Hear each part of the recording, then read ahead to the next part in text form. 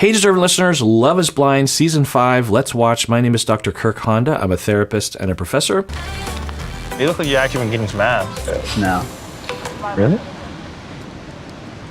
Oh, did not see that coming. Okay, so Milton is saying, it looks like you've been having sex with Taylor. And then JP, nope, just immediately says no. And then Milton, huh, really? Oh, that's interesting. So that's not surprising to us, given what we've seen, but I wonder why Milton thought, I wonder if he was just making conversation, or if there was some PDA between JP and Taylor that Milton observed. I don't know. Your guy's so nice. I always thought Izzy was nice, though. Yeah. Oh. He's sweet, and like my only concern with him was like everyone's like he's a player. He's gonna freaking play you. He's gonna break your heart. I'm like, so maybe he is a player. I don't know. Do we have reasons to believe that? And what do we mean by player? I think what people mean is you have essentially a psychopath who, or someone that is immature and they're trying to score and they manipulate women to fall in love with them, and then they leave them because they were never really intending on having a long-term relationship. They gave the impression or something, or, I guess it could be a relationship that was 6 months, or it could even be one night where someone's like, you're so beautiful, I'm going to spend the rest of my life with you. Then he has sex with her, and then he never calls her the next day. I think that's what you're saying when you're saying that someone is a player. And it's not a common thing. It is a thing, though, not only with psychopaths, of course, of any gender, but with men and, incels and the MGTOW and the pickup artists and the red pill and the manosphere and the whatever, all those silliness, that they have a culture where they're trying to convince through their brainwashing that is the ideal, that is the thing you do as a man. And also that women deserve it because they do it to men all the time, and we're going to get them back by da-da-da. I mean, it is utter nonsense, and it's an exaggeration of our culture to begin with. Incels and the red pill people, they didn't come from outer space. They emerged from our culture, and they just are this very vocal, obvious manifestation of misogyny in our culture to begin with. Anyway, so she's saying Izzy is a player. Do we have evidence of that? I feel like we don't, which leads me to believe that the only reason why anyone would say that Izzy is a player is because 3 different women had him as their number one. And, I've seen that before with people of any gender. I've seen that when people are like jealous or worried, like, that person has a lot of people going after them. Does that mean that I'm in danger of, it's sometimes perhaps a little comforting when you have a partner that isn't super charismatic, because then the chance of your partner cheating on you is lessened because no one wants to cheat with them, is one perspective. It's not an uncommon feeling or hope. I hope my partner is hot to me and to no one else in the world. The opposite is like, oh my God, I have a super hot partner. Everyone's constantly wanting to flirt with them. They're very charming and they're very open to talking with people. That makes me afraid. I don't know what to do about that. You can imagine that. So I don't know if this like identification of someone like Izzy being a player is out of that, or I don't know what it is, but I don't know if we have data to say that he is quote unquote a player. I think he just had a lot of women that were after him. It is kind of interesting. I think it is an interesting part of the quote unquote experiment that some people on the show will emerge as very attractive in the pods, right? That a lot of people will want to be with them.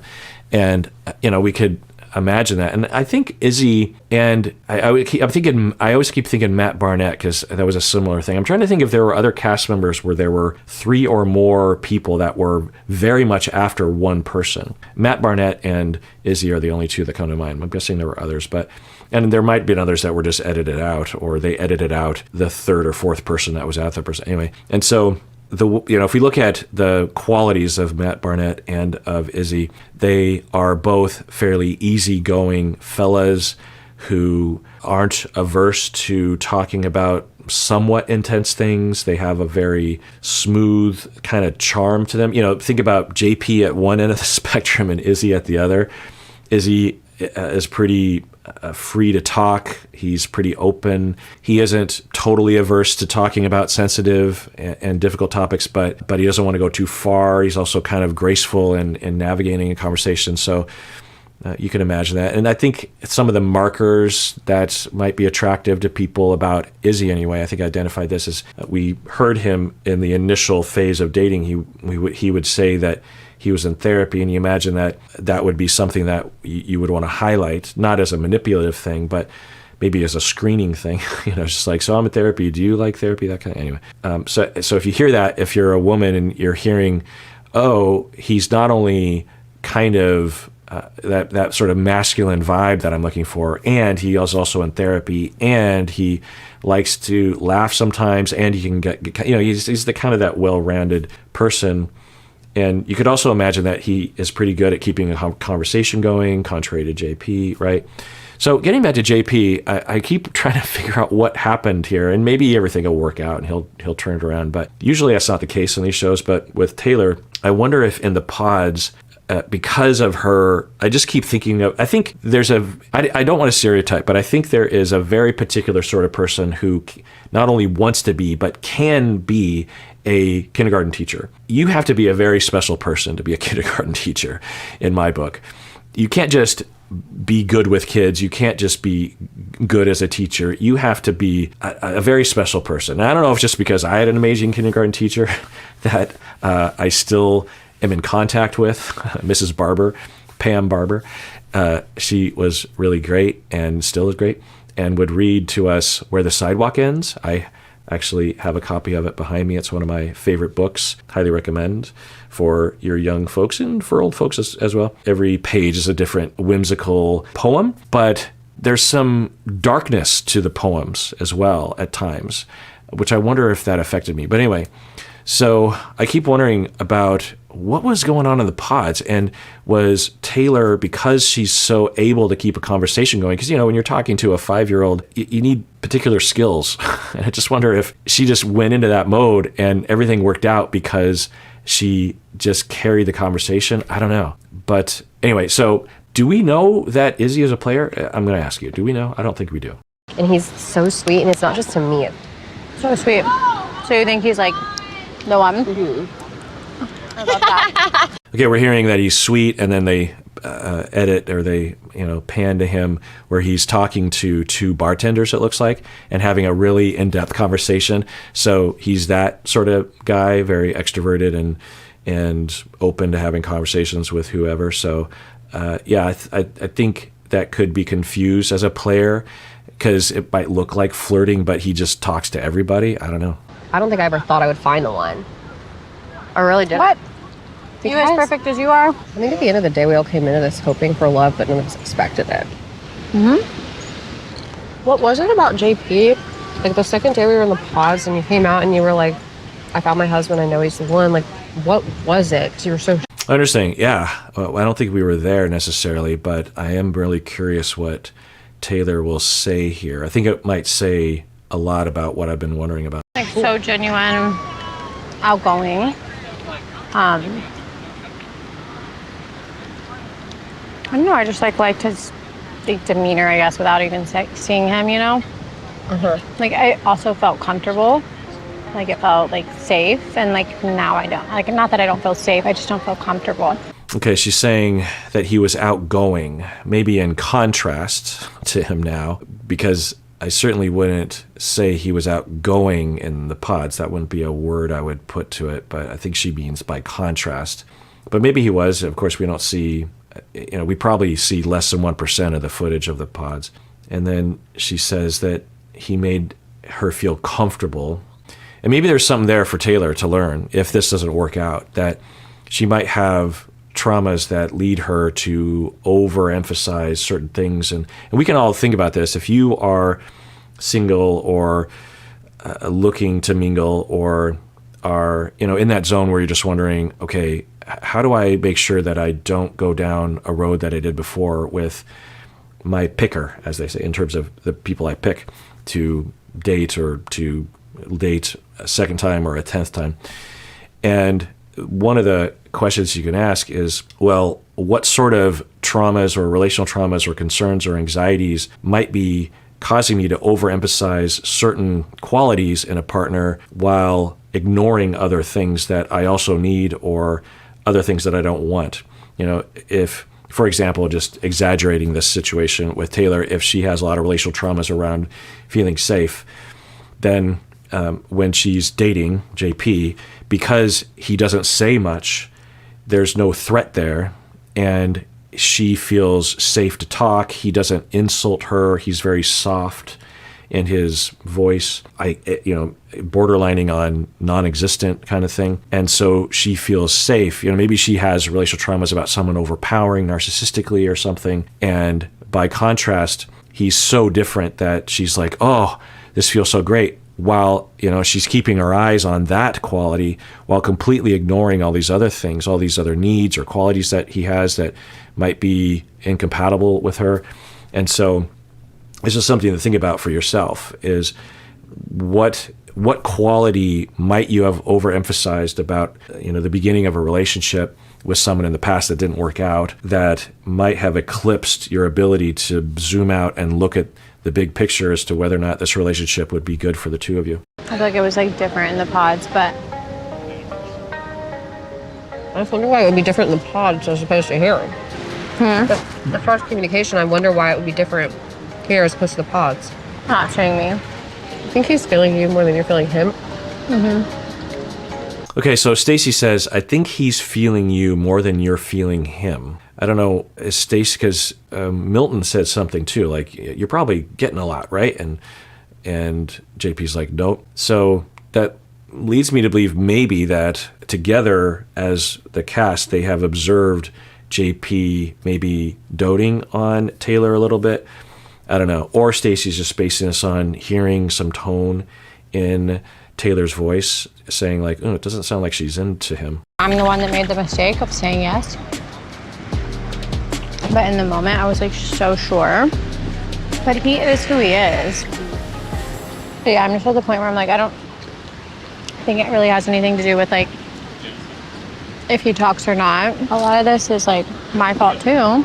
Also, just throw it out there of what went wrong here was the fact that he's a fire person, right? Firefighter. You know, there's a stereotype and a sexiness association with firefighters, which I'm guessing some of you would agree with. I don't know, because there's a manly competence and safety with a firefighter. You just feel like you want, they're, at least the stereotype is they burst in with courage and bravery and sacrifice themselves, but they know what they're doing. They have good equipment and they save the cat from the fire. They walk out and they do mouth to mouth. I mean, this literally happens. I've seen videos. And I'm just like, sometimes I can't watch, even though I, in the title to say, firefighter saves kitten, I can't watch it. I don't even want to, even though I know it's a happy ending, I don't want to watch the cat suffer. I just okay, I'm glad it happened, but I don't want to see it. Was that a factor? I'm just wondering how the contrast could have been missed, or JP is just completely different, or both. I don't know. If you want the sword, which I don't know if you do, step up. For sure. But what is Taylor supposed to do? What is she supposed to do? What is stepping up? If there's no contact, what's she supposed to do? Just like jump his bones? I mean, I don't know. Maybe that would get the ball rolling if it's consensual and they're into it. But Taylor's working hard to begin with. So, it just reminds me of early career. I didn't have the ability or the clout to be able to cobble together a client base that I really loved working with, that I would wake up in the morning and say, yes, I want to work with these clients. The beginning of my career, agency work, that kind of thing, you sort of take what you can get. And you sometimes get clients that are not super fun to work with. They might even be completely hostile with you, but because they're court mandated or they're forced into therapy because they're parents, you have to work with them. And it just reminds me of, in fact, not my very first private practice client. So, I worked in an agency, long story short, and then I started transitioning into private practice. And because in private practice, you can work better hours, you get paid a lot more money. I mean, in my agency job, I got paid, I think, $13 an hour in 1997.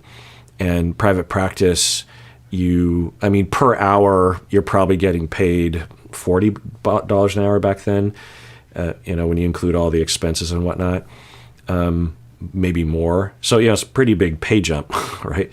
And it's better work. But anyway, so one of my very first private practice clients was this teenager who was occasionally communicative in therapy, but sometimes not. And I just remember this one session where I'm happy to be in private practice and earning a lot more money, but he's laying on the couch acting like he's asleep, and I'm just sitting there. I think today I would have acted a lot differently, but back then I was so desperate to hold on to private practice clients. I mean, today I would, even after a few minutes, I would end the session and I would talk to the parents and say, look, here's the situation. He's not participating. That's totally fine. He doesn't have to. It's a voluntary thing, therapy. And I don't want to torture him with my presence any longer. So let's put that aside. And, I can re-engage with him in the future if he wants to. But when you talk with him about therapy, until he says, yes, I want to talk with a therapist, maybe don't bother making a session. I understand why you want to, because you're concerned about his trauma or his behavior or something. And that's great. But unless he gives me something, he doesn't even have to talk. He wouldn't interact with me at all. Like we don't have to talk. We could draw or play a game or watch YouTube or play video games together. He didn't want to do any of that stuff, and I don't want to bother him any longer with this. Maybe the two of you should come in and we could talk about parenting strategies from your side of things. Anyway, so seeing JP, it just reminds me of these sessions that I would have in my early career where I would just have to endure it and just like, how are you? What would you like to talk about? Oh, okay, nothing. All right, well, what do you like to do for fun? Nothing. Oh, okay. Would you like to play a game? No? Okay. And just 50 minutes of that once a week and a handful of clients every week that are like that. It was a trying time. It's rough. So I'm reminded of that with JP. For sure. There are reasons I fell in love with him. There are. And there are reasons why you fell out of love with him very quickly, I think. I don't know. So if JP is running from something, this is a tragedy because he had a relationship in his hands, and because of his traumas, he let go of it. And that is very, very sad. If something's going on between the two of them, I think it's JP. And Taylor will move on, and if they break up, which it looks like it's heading in that direction, who knows, then, she'll be okay. JP, though, I don't know. I mean, if he comes to the table with whatever is going on with him, that's not going to go away. And even though it's because of JP and Taylor's doing all this work, I feel more sad for JP if I'm right about at least the ballpark of conceptualizations. All right. Well, so we just had our 15th anniversary show, a 15-hour live stream on YouTube. And we received a lot of packages and cards and fan art and stuff, which I always love. It's a big deal to me. On my office door, you can see a picture of this on Instagram that I just posted. On my office door, on the outside of my office door, I'm pointing at my office door, I have all this fan art. And I don't know, it just delights me to see people's art and also people's talent and also pictures of me and Umberto and Stacy, drawings, and Bob and Rebecca and my dogs. And it's just great. I feel like it's, I post these videos and then people send those things among other stuff, and it just feels like we're a community. It's a thing back and forth. And anyway, so some people sent some stuff in, but it came after we recorded the 15th. So I thought I'd open them here. We have a card from Danielle. It says, "Dear Kirk, Stacy, and Piss Pod." Thank you for your inspiring dedication towards providing enlightenment and entertainment. I'm a huge fan. Well, thank you, Danielle. I'll read the rest of this later.